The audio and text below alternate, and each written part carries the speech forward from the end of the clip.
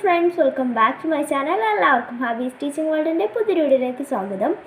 അപ്പോൾ നമ്മൾ വീഡിയോയിലേക്ക് പോകുന്നതിന് മുമ്പേ തന്നെ എല്ലാവരും എൻ്റെ ചാനൽ ഫസ്റ്റ് ടൈമാണ് കാണുന്നതെന്നുണ്ടെങ്കിൽ ഒന്ന് ലൈക്ക് ചെയ്ത് സപ്പോർട്ട് ചെയ്യണേ. ഇപ്പോൾ നമുക്ക് വ്യൂവേഴ്സും ലൈക്കും ഷെയറും എല്ലാം കുറവാണ്.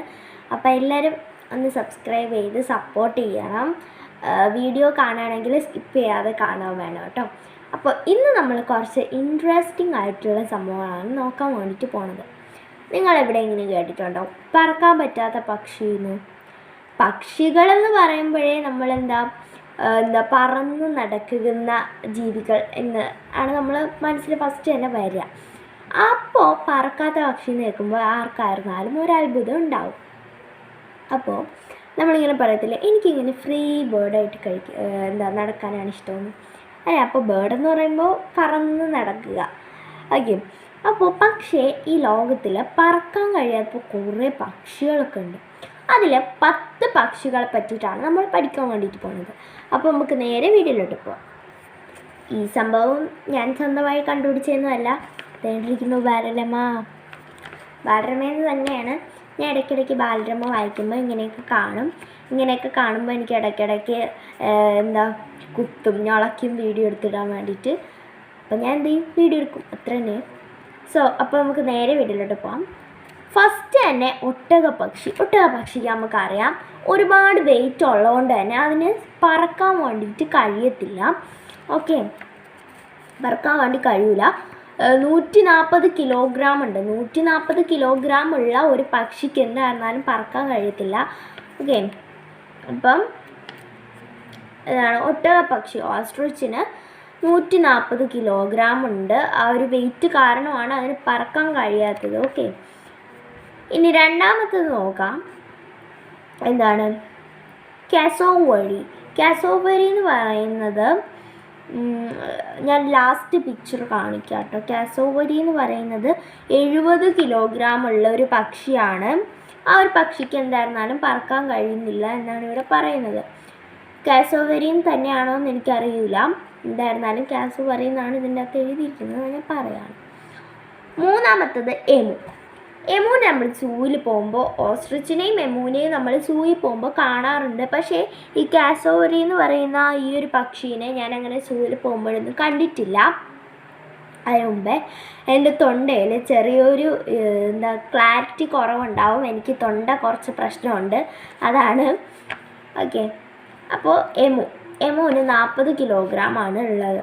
പക്ഷേ 40 കിലോഗ്രാം ഉള്ള പക്ഷിക്ക് പറക്കാൻ കഴിയില്ല. കൂടിപ്പോയ ഒരു കിലോ, ഓക്കെ, ആ ഒരു കിലോളം ഇതാണ് പറക്കാൻ കഴിയുള്ളൂ. അടുത്തത് നാലാമത്തത് റിയ. ഒരു പേരാണ് റിയ എന്നാണ് ഈ ഒരു പക്ഷിയുടെ പേരും. പക്ഷെ നമ്മൾ സാധാരണ RIYA എന്നാണ് റിയ എന്ന് എഴുതുക. പക്ഷേ ഇതിൻ്റെ സ്പെല്ലിങ് അങ്ങനെയല്ല, RHEA എന്നാണ് ഇതിൻ്റെ സ്പെല്ലിങ്. ഓക്കെ, റിയ.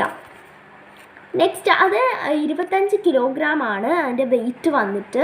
പക്ഷേ ഇതിനെന്തുകൊണ്ട് പറക്കാൻ കഴിയുന്നില്ല എന്ന് എനിക്കറിയില്ല. ആക്ച്വലി വെയിറ്റ് കൊണ്ടാവാം. അഞ്ചാമത്തത് നമ്മുടെ എംപറർ പെൻഗ്വിൻ. നമ്മുടെ സ്വന്തം പെൻഗ്വിൻ തന്നെയാണ്. അന്റാർട്ടിക്കയിൽ താമസിക്കുന്ന പെൻഗ്വിനെ അറിഞ്ഞൂടെ? എല്ലാവർക്കും സുപരിചിതമായിട്ടുള്ള ഒരാളാണ് നമ്മുടെ പെൻഗ്വിന്.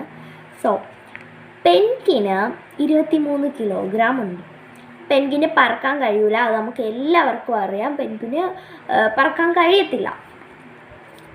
എന്തോ 23 കിലോഗ്രാം ഉണ്ട്. ഇത്രയേ ഉള്ളൂ സാധനം, ഇത്രയേ ഉള്ളൂ. പക്ഷേ അതിന് 23 കിലോഗ്രാം ഉണ്ട്. ആറാമത്തത് flightless steamer duck. Flightless steamer duck, അതാണ് അതിൻ്റെ പേര്.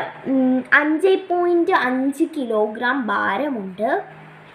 ഓക്കെ, പറക്കാൻ പറ്റാത്ത എന്താണെന്ന് എനിക്കറിയില്ല.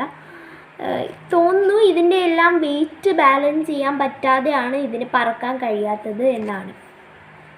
ഓക്കെ, ഓക്കെ, അപ്പോൾ നമ്മൾ ഫ്ലൈറ്റ്ലെസ് സ്റ്റീമർ താറാവ് വരെ പറഞ്ഞ് നിർത്തി. ഇനി നമുക്ക് ഏഴാമത്തത് ഫ്ലൈറ്റ്ലെസ് കോർമോറൻറ്റ് എന്ന് പറയുന്ന ഒരു പക്ഷിയുണ്ട്. ആ ഒരു പക്ഷിക്കും പറക്കാൻ കഴിയില്ല.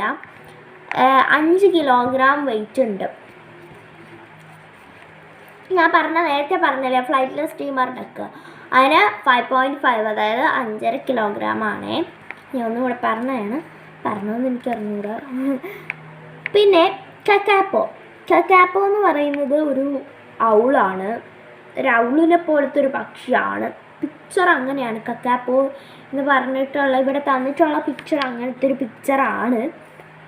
സോ അത് കഴിഞ്ഞിട്ടുള്ളത് അതിന് 4 കിലോയാണേ.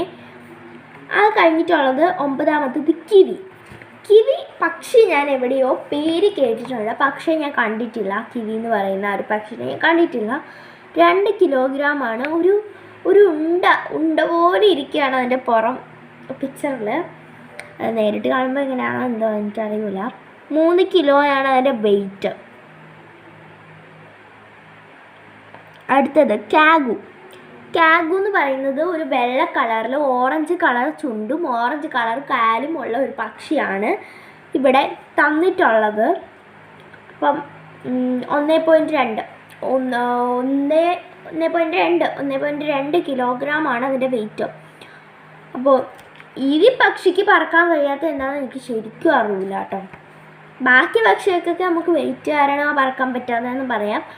ഒരു കോഴിയുടെ അത്ര വെയിറ്റുള്ള ഈ ഒരു പക്ഷിക്ക് എന്തുകൊണ്ട് പറക്കാൻ കഴിയുന്നില്ല എനിക്കറിഞ്ഞൂടാ. സോ നിങ്ങൾക്ക് ആർക്കെങ്കിലും അറിയാമെന്നുണ്ടെങ്കിൽ താഴെ കമൻറ്റ് ചെയ്യുക. ഓക്കെ, അപ്പോൾ ഇന്നത്തെ ഈ ഒരു ഇൻട്രസ്റ്റിംഗ് വീഡിയോ ഇത്രയേ ഉള്ളൂ.